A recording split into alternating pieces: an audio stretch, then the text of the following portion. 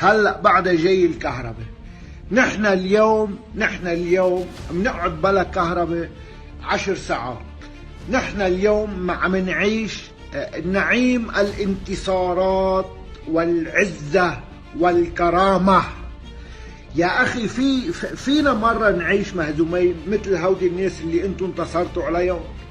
يعني هالمحور كل جمعة عنده دق انتصارات.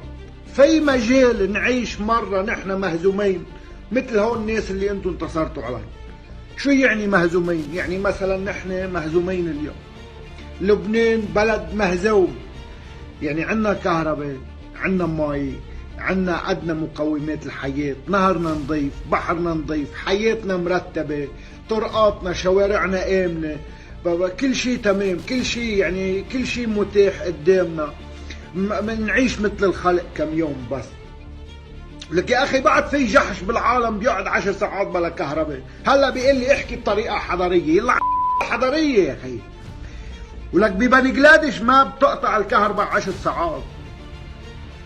ولك بالصومال ما بتقطع 10 ساعات. ولك بشمال افريقيا عند الجعنين ما بتقطعش 10 ساعات يا خي.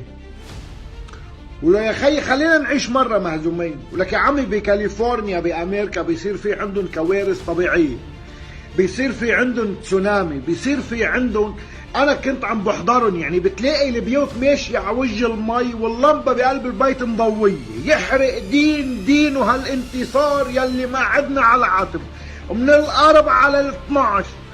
ولك يا خي انا يا خي مش بطل، انا يا خي برفض هيدا اللبق.